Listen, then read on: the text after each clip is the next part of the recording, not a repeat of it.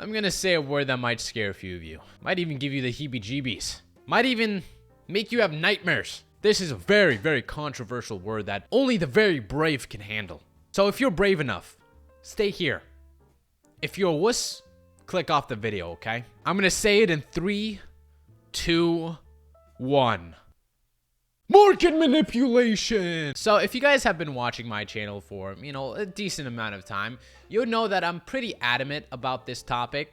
Market manipulation, some might say. Pumping, some might even call it as well. Artificial inflation of prices. There's many words that it goes by. And a lot of people don't really understand what that even means nowadays. And so let me give you a little bit of insight of what market manipulation actually is if you're just somebody who is new to the hobby and doesn't understand this term that a lot of people like to throw around. Basically, market manipulation is the artificial price hike of a card. Usually there's a combined effort of people who decide to buy out a card and list it for way over than it previously was. And usually the side effect of doing this is that now other sellers who are not part of this artificial pumping of a card see how the prices are going up. So what happens is that the sellers are forced to match the prices of these pumpers or market manipulators. And when everyone starts doing it and starts matching all these prices, well, folks, congratulations, you have successfully pumped the price of a card. However, things are starting to change now. You see, in the past, when these instances of market manipulation happened, usually the cards tanked in price because of the sudden spike of artificial growth. But now I'm kind of doubtful of that, because it almost feels like this artificial growth is actually turning into real growth, real demand. Because when you combine artificial growth with this surging demand and newer people that are coming into the hobby, it creates actual people who are willing to pay the price of this now artificial growth. And when people start buying this artificial price, well, then it becomes a real price.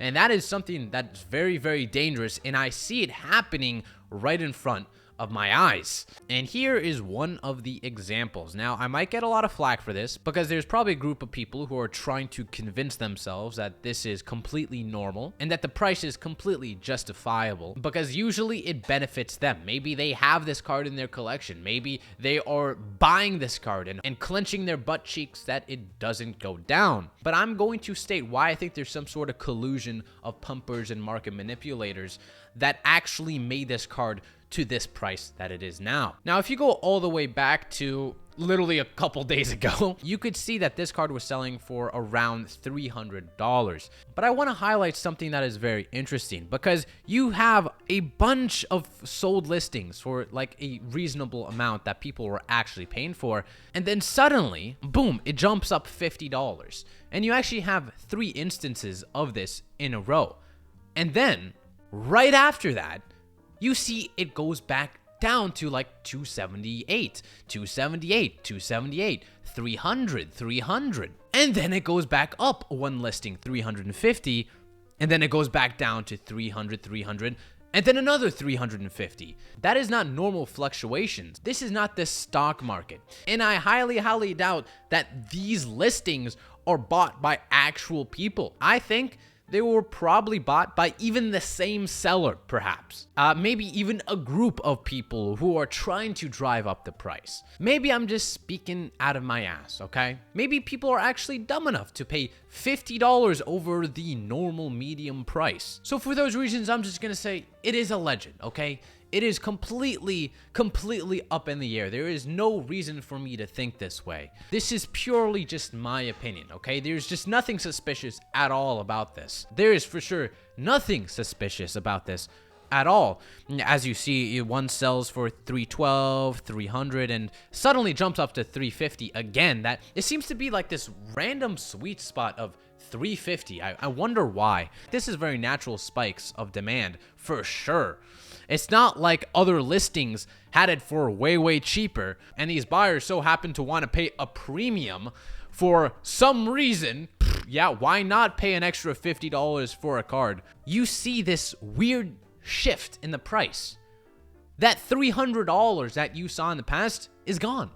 It's completely gone. Now the regular price for this card shifted to 350, 380, 380 again. Now this point especially is where I think actual people started buying in. They saw this card going up on their end and they decided, well, maybe it's gonna go up even more.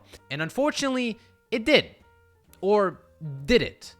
Who knows? But one thing is clear is that this alleged artificial growth is impacting the price one way or the other. If you go to the very recent listings, you have this weird increase of around $50 for some reason. Maybe I'm overanalyzing everything. Maybe people actually are paying like $50 more for some reason, even though other listings are for $50 less.